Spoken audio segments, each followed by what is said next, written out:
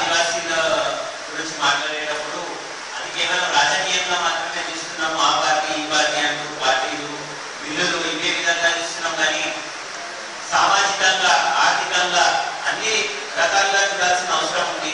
ఎందుకంటే ఎక్కడైనా కూడా ఈ దేశంలో అణచివేతకు గురైన వాళ్ళు ఎవరైనా ఉన్నారంటే అది ఆదివాసీలు మాత్రమే. వాళ్ళలో మాత్రమే అన్యాయం జరుగుతుంది. ఇది ఆలోచించదగ్గ విషయం. ఎందుకంటే ఈ రాజ్యం ఎవరు ఈ రాజ్యాన్ని రూల్ చేస్తున్నారంటే అది హిందూ రాజ్యం.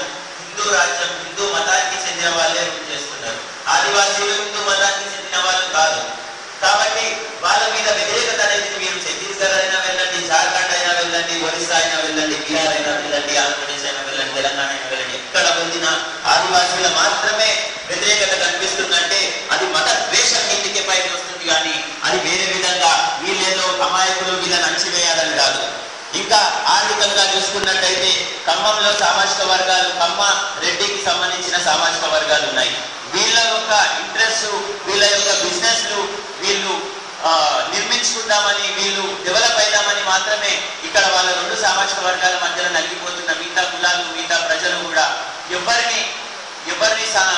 ఎవరి వాయిస్ కూడా ఎన్నివ్వకుండా మరి ఖమ్మం ఎంపీ స్థానానికి వైఎస్ఆర్ కాంగ్రెస్ నుంచి ఆ సామాజిక వర్గానికి చెందిన వారినే తీసుకున్నారు.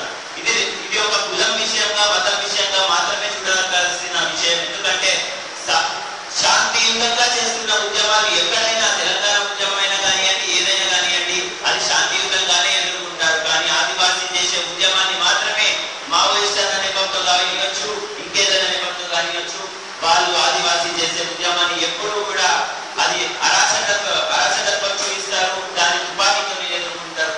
ఇది ఇంత అణచివేత గురవుతున్నా కానీ ఈ అణచివేత ఆదివాసీలు మాత్రమే గురవుతున్నారు. ఇంకొకటి మీకు ఇక్కడ ఒక ఇన్సల్ట్ జరిగింది పోలవరం.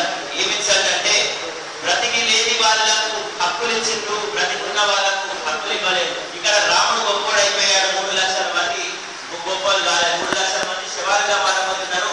ప్రాణం లేని రాముడు దేవుడు కాబోతున్నాడు. మీరు భద్రాచలం ఎన్నడూ అడగలేదు మరి భద్రాచలం ఎందుకు తీసుకున్నారు? మీకు భద్రాచలం కావాలని మీరు అడిగినరా? మీరు పోలవరం వద్దనే అంటున్నారు కానీ భద్రాచలం కావాలని అడగలేదు కదా.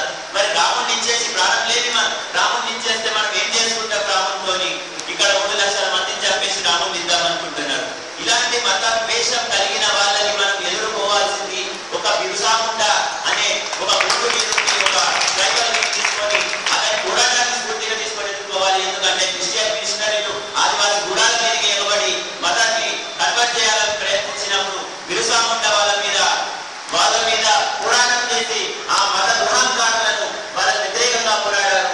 సో అలాంటి ఆదివాసీ లీడర్ని మనం స్ఫూర్తిగా తీసుకొని పోరాటాన్ని నడిపించాల్సిన అవసరం ఉంది. ఇక్కడ తెలంగాణ ఉద్యమం చేసిన వాళ్ళందరూ కూడా వాళ్ళ స్వప్రయోజనాలు మాత్రమే చూసుకున్నారు. కానీ ఆదివాసీలని ఎవ్వరూ కూడా చూడలేరు. వాళ్ళు ఏదో ఓట్ల కోసమో సీట్ల కోసమో మాట్లాడిందని మీరు అందరూ మాట్లాడుతున్నారు. అదంతా పక్కన పెట్టిద్దాము. ఇప్పుడు పోలవరాన్ని ఆపడానికి మాత్రం ఏ ఒక్క తెలంగాణ కోసం కొట్లాడిన వాళ్ళు, హైదరాబాద్ లో నివసించే వాళ్ళు, మిగతా జిల్లాలలో నివసించే వాళ్ళు ఎవరు రారు. ఒక దళిత బహుజనులు మాత్రమే వస్తారు. ఒక కమ్యూనిస్ట్ బ్యాక్గ్రౌండ్ ఉన్న వాళ్ళు మాత్రమే, అగ్రవర్ణ కులాల నుంచి వాళ్ళు వస్తారు. కానీ మిగతా ఎవరు కూడా పోలవరాన్ని వ్యతిరేకించడానికి తెలంగాణ ఉద్యమంతో కొట్లాడిన వాళ్ళు రారు. సో మరి ఇన్ని ఊర్లు విజిట్ చేశాం మేము. ఈ ఊర్లలో ఆదివాసీలు అమాయకులు కాదు, ఆదివాసీలు అందరికంటే తెలివైన వాళ్ళు. వాళ్ళని ఎంతగా అణచివేసి అంటే వాళ్ళు అంత అమాయకంగా తయారయ్యారు. ఒకరిని చూస్తే వాళ్ళని చూస్తే బయటికి లోపలికి వెళ్ళిపోతున్నారు అంటే వాళ్ళని అమాయకంగా చేసిండ్రు. అంత దోచుకున్నారు వాళ్ళని, అంత ఆడుకున్నారు వాళ్ళ జీవితాలతో. అందుకే ఎవరు నమ్మట్లేదు ఆదివాసీలు. సామాన్య ప్రజలను ఎవరిని నమ్మట్లేదు ఆదివాసీలు. కాబట్టి ఏ ఊళ్ళు మీరు తిరిగినారో ఆ ఊళ్ళలో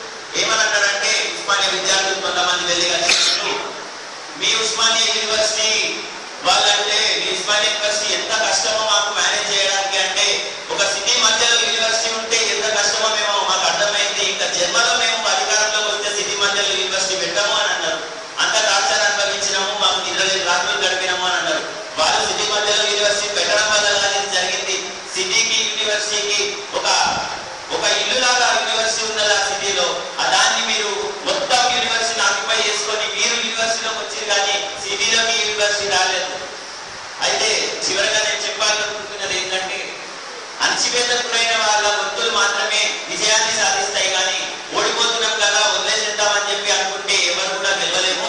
ఎంతమైనా రానివ్వండి, ఎంత చెడ్డ పేరైనా రానివ్వండి, ఎవరేమని అనుకోనివ్వండి, ఎంత అణచివేతకు గురైనా పర్వాలేదు, అది మనకు లాభాన్ని చేకూరుస్తుంది.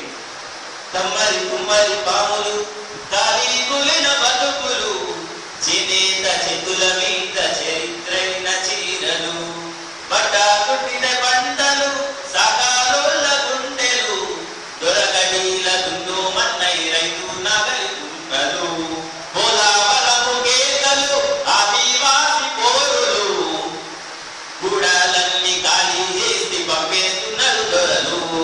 సామాజిక న్యాయమన్నలో నా తెలంగాణ, సమర శంఖమూదు మన్నలో నా తెలంగాణ, అంగలమే ఎక్కు మన్నలో నా తెలంగాణ, తిరుగుబాటు జెండా పట్టింది నా తెలంగాణ, పోలవరని ఆపమన్నలో నా తెలంగాణ, ఆదివాసికి తోడు నన్నలో నా తెలంగాణ. సాధించాలనుకుంటే ఇట్లాంటి తెలంగాణ సాధించండి, లేకపోతే వేస్ట్. పోలవరం గురించి పోరాటం చేస్తున్న ఇక్కడ ఉన్న మిత్రులందరూ కూడా సంఘీభావంగా వచ్చిన మిత్రులందరూ కూడా ఉద్యమాలు అన్నమాట.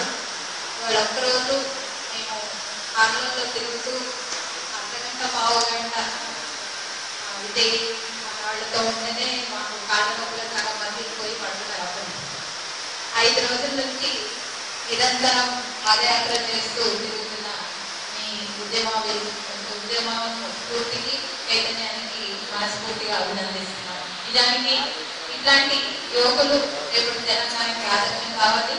నిజానికి మీరు తీసుకున్న ఈ అంశం గత 5 సంవత్సరాలుగా మేము అడుగుతున్నాం, పోలవరం గురించి ఎందుకు మాట్లాడలేదు తెలంగాణ ఉద్యమం అని.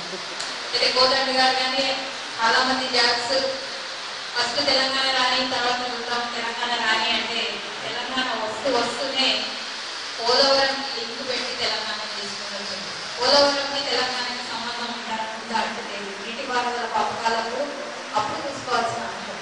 ఇంకా ఘోరమైన విషయం, ఒక ఆర్డినెన్స్ ద్వారా 7 మండలాలను కలుపుకోవడం. ఇది తెలంగాణ వాళ్ళకు కూడా తెలియదు, ఆదివాసులకు తెలుస్తుందని మనం అనుకోవడం భ్రమ. అయితే ఇప్పుడు ఆదివాసీలు ఎందుకు స్వయం పరిపాలన అడుగుతున్నారు, ఆదివాసీలకు ఎందుకు ప్రత్యేక హక్కులు చట్టాలు కల్పించాలనడానికి పోలవరం మన ముందు నిలబెట్ట ఒక ఉదాహరణ. ఎందుకంటే 2 మండలాలు ఉన్న ఒరిస్సా, 1 మండలం మునిగిపోతున్న ఛత్తీస్గఢ్ ఆదివాసీ రాష్ట్రాలు కాబట్టి, ఎక్కువ జనాభా ఉన్న రాష్ట్రాలు కాబట్టి వాళ్ళు కోర్టుకెళ్ళి ఇప్పటి వరకు ఏమన్నా గొడవ చేయగలిగినారు, నిలుపగలిగినారు. కానీ 7 మండలాలు పోతున్న ఆంధ్రప్రదేశ్ లో మాత్రం ఎవరు కూడా నవ్వలేదు. కనీసం కోర్టులో కేసేసినామని మన నాయకులు అంటున్నారు. కానీ కేసు వేయడం ఏంటి? అసలు పోలవరం విషయం తెచ్చిన తర్వాత తెలంగాణ తెచ్చుకున్నాం, తెలంగాణతో పాటే మరి అక్కడ రాయపాటి ఆ పార్టీ ఈ పార్టీలు అందరూ పోయి కూర్చొని అక్కడ పోలవరం గురించి లాబీలు చేసుకొని వచ్చిన వాళ్ళు కనీసం ఇవాటికి కూడా, నేను మా నాయకుడు అంటాడు హెలికాప్టర్లో తీసుకుపోతాం, మేము ట్రైబల్ ఏరియాస్ హెలికాప్టర్లు తీసుకుపోతాం అని అంటుంది. అంటే హాస్యాస్పదంగా వినేవాళ్ళంతా తిట్టేవాళ్ళు అనమాట. ఇవాటికి కనీసం 108 పోయే అవకాశం లేదు, రోడ్లు లేవు, లైట్స్ లేవు, ఏమీ లేని దగ్గర హెలికాప్టర్ ఇస్తామని ఒక భ్రమలో ఉంచి మళ్ళీ రేపటి ఎలక్షన్లో పాపం నడుపుకోవాలని చూస్తున్నారు. 2 విషయాలు ఇక్కడ స్పష్టంగా మనకు అర్థమవుతున్నాయి. ఆదివాసీలను పట్టించుకునే వాళ్ళు ఇలాంటి తెలంగాణలో ఎంతమంది అన్నా కూర్చున్నామని ఆంధ్రాలో 1% కూడా లేదు. ఇక్కడ ఒక పెద్ద మనిషి ఇక్కడికి వచ్చింది, ఆయన అడిగిన, అయ్యా మీరు తెలంగాణ ఆంధ్ర అని చూస్తున్నారు కానీ నీడ గురించి ఆలోచిస్తున్నారు కానీ మరి ఇంతమంది ఆదివాసీలు మునిగిపోతుంటే మీ దగ్గర ప్రజాస్వామికవాదులు లేరా, మీ దగ్గర ఎవరైనా మాట్లాడే వాళ్ళు లేరా, అసలు ఆంధ్రలోనే ఒక మనిషి ఆదివాసుల గురించి స్పందించే మనిషి లేదంటే ఆయన ఒప్పుకున్నాడు. ఇంకా మా దగ్గర 1% కూడా లేరు ఆదివాసుల గురించి మాట్లాడారు. అంటే ఇవాళ ఆదివాసీల పట్ల ఆదివాసీ ఏకరులు మన వైఖరి ఎట్లా ఉందనేది చాలా స్పష్టంగా అనిపిస్తుంది. నువ్వు పోయి గంగలో దొంగ, నువ్వు ఎక్కడన్నా పడు, నువ్వు చావు, మాకు సంబంధం లేదు. మా నాయకులు మా రాజకీయాలు మేము చూస్తున్నాం. సరే, నిజంగా పోలవరం నీటిపారుదలకి సాగునీరు తాగునీరుకి సంబంధించాలంటే అది అందరికీ కూడా తెలుసు, అది కేవలం పరిశ్రమలకు సంబంధించారు. అంటే ఒక ప్రజల ధనం, సోనియా అంబానీ కాదు ఇంకెవరి కాదు, 1000 కోట్ల ప్రజల ధనం వ్యవహారం కాకుండా అది కేవలం పరిశ్రమల అవసరాలు